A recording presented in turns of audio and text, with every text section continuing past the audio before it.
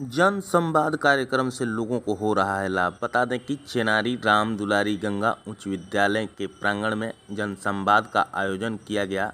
जन संवाद में डीएम ने कहा कि कार्यक्रम में लोगों को सरकार की कल्याणकारी योजना की जानकारी दी जा रही है, समस्याओं का तत्काल समाधान किया जा रहा है, जिससे जनता को फायदा हो रहा है। जिला व प्रखंड स्तरीय अन्य अधिकारियों ने भी इस सभा को संबोधित किया तथा अपने अपने विभाग से जुड़े कल्याण की योजनाओं की जानकारी दी। वहीं जनता में भी इस जन संवाद कार्यक्रम को लेकर काफ़ी चर्चा रहा और लोगों को ये खुशी हुआ कि लोगों का जल्द से जल्द समस्याओं की सुनवाई हो रही थी। आपको विभिन्न विभागों के बारे में जो कार्य कराए जा रहे हैं उसकी जानकारी आप लोगों को दी गई। मेरा आप लोगों से अनुरोध होगा कि 10 मिनट आप लोग शांति से बैठे और मेरी बातों को सुने, ताकि जो सरकार आप लोगों के लिए कर रही है या जो सरकार की सोच है बिहार सरकार की, उससे आप अवगत हो जाएं और जो समस्याएं आपको आ रही हैं निश्चित रूप से यदि आप मेरी बातों को ध्यान से सुनेंगे तो आपको एक रास्ता दिखेगा जिसके माध्यम से आप अपनी समस्याओं का समाधान भी करा सकते हैं। सबसे पहले मैं ये बताना चाह रहा हूँ आप लोगों को कि बिहार सरकार गांवों में, सुदूर देहातों में उन सभी तरह की सुविधाएं मुहैया कराने को संकल्पित है जिस तरह की सुविधा शहरों में होती है। हम सभी जानते हैं कि हमारी 80% आबादी गांवों में रह रही है और यदि हम वहाँ पे सभी तरह की सुविधाएं उपलब्ध नहीं कराएंगे तो हमारे गांव के लोग उन सुविधाओं से वंचित होंगे और उनका जिस तरह का सार्वजनिक विकास होना चाहिए, ओवरऑल डेवलपमेंट होना चाहिए, वो नहीं हो पाए। इसी के अंतर्गत सभी पंचायतों में हेल्थ एंड वेलनेस सेंटर खोला गया है। सभी पंचायतों में स्वास्थ्य केंद्र खोला गया है। यदि किसी पंचायत में कोई स्वास्थ्य केंद्र नहीं है तो मैं आपसे ये निवेदन करूंगा कि आप लोग एक आवेदन अविलंब मेरे कार्यालय में लाकर दे देंगे और यदि वो फंक्शन ठीक से नहीं कर रहा है उसकी भी हम लोगों ने व्यवस्था की है। शिकायतें हैं, डॉक्टर नहीं आते हैं और समय पे नहीं आती हैं, दवाइयाँ नहीं मिलती हैं। बिहार सरकार ने 153 तरह की दवाइयाँ 153 तरह की दवाइयाँ 5, 10, 20, 25, 50 नहीं 153 तरह की दवाइयाँ उपलब्ध कराई हैं जो पंचायत के स्वास्थ्य केंद्र से नहीं है।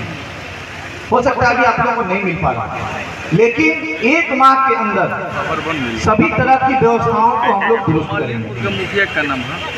इसके अलावा बच्चों के और माताओं के सर्वांगीण विकास के लिए और जो हमारे वैसी महिलाएं हैं जो गर्भवती जब होती हैं तो अपना केयर नहीं कर पाती हैं, पौष्टिक आहार नहीं खा पाती हैं, उनके लिए आंगनवाड़ी सेंटर के माध्यम से प्रत्येक माह में THR वितरण किया जाता है, जो 15 तारीख या 22 तारीख 2 डेट उसका नियत है, उस डेट को किया जाता है। नहीं मिलता है, ठीक है, वो वही मैं कह रहा हूँ। मैं आप लोगों को भी देख लिया, पहले योजनाओं के बारे में आप जान जाइए। बहुत सी योजनाएं होंगी आप भूल गए होंगे और इसका फायदा हमारे पंचायत स्तर के कर्मी पदाधिकारी या ब्लॉक स्तर के पदाधिकारी उठा रहे हैं, क्योंकि आप डिमांड ही नहीं करते होंगे। तो एक बार फिर से उन योजनाओं को जानिए। सरकार ने कहा हम लोग इतने वर्षों से आप लोगों से डिफरेंट जिलों में मिलते आए हैं आमजन से और हम लोगों ने पाया है कि यदि हमारी पब्लिक जागरूक हो जाए और उसे सभी योजनाओं की जानकारी हो, सरकार की यही सोच है कि सरकार बच्चों के गर्भ में आने से लेकर और मृत्यु तक प्रत्येक समुदाय के लिए, प्रत्येक वर्ग के लिए अलग अलग योजनाएं चला रही हैं। जैसे ही महिला गर्भवती होती है उनको THR के माध्यम से पोषक आहार दिया जाता है। अगर उनकी डिलीवरी, हम सभी लोग जानते हैं कि उसके लिए PHC और APHC और हेल्थ एंड वेलनेस सेंटर खोला गया है, जहाँ पे प्रसव कराना है वहाँ पे 1200 रुपया एम्बुलेंस मुफ्त। आप जैसे ही 102 नंबर पे फोन करेंगे एम्बुलेंस आपके घर तक आएगा माता को लेकर हॉस्पिटल जाएगा और हॉस्पिटल से फिर उनका डिलीवरी होगा, वहाँ पे 1200 रुपया उनको तुरंत उसी समय उनके अकाउंट में 3 दिनों के अंदर चला जाएगा। आपको सिर्फ अपना आधार कार्ड लेके जाना है और उसी समय इनरोलमेंट होगा और 3 दिनों के अंदर आपके अकाउंट में चला जाएगा। इसके बाद यदि प्रथम संतान है तो फिर 2000 रुपया मिलता है। यदि वो बच्ची है, 2 बच्चियों पर अगर 2 बच्ची है तो फिर वो पैसा मिलता है कि अपना भरण पोषण 6 महीना है वो महिला अच्छे से कर पाए। इसके बाद जब बच्चे बड़े होते हैं तो उनके लिए आंगनवाड़ी की व्यवस्था की गई है। आंगनवाड़ी सेंटर में सभी बच्चे पढ़ें, वहाँ सुबह का नाश्ता और दोपहर का खाना दिया जाता है। साथ ही साथ 3 वर्षों तक जैसे शहरों में नर्सरी स्कूल्स होते हैं उस तरह उनको अक्षर ज्ञान, अंक ज्ञान, रंग पहचानने का, चीज़ों को जानने का ज्ञान दिया जाता है। जब बच्चे बड़े हो जाते हैं, 5 साल के हो जाते हैं, 5.5 साल के हो जाते हैं तो उनका एडमिशन हम लोग प्राइमरी स्कूल में कराने का सरकार कहता है कि आप प्राइमरी स्कूल में एडमिशन कराइए। वहाँ भी हम पूरी तरह मुफ्त शिक्षा दे रहे हैं। बिहार सरकार सभी बच्चों को मुफ्त शिक्षा दे रही है।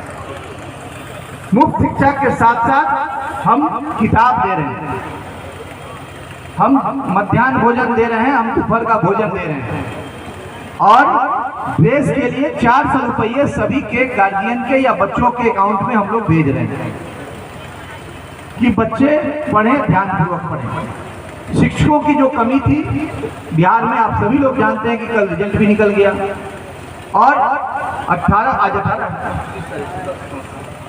कल से हमारा काउंसलिंग शुरू हो जाएगा और दशहरे की छुट्टी के बाद सभी लोग विद्यालय में आ जाएंगे। करीब 2.5 लाख टीचर एक साथ बिहार सरकार ने बहाल किया। इससे 2 चीजें हुई। एक तो जो हमारे बेरोजगार युवक थे उनको रोजगार मिला।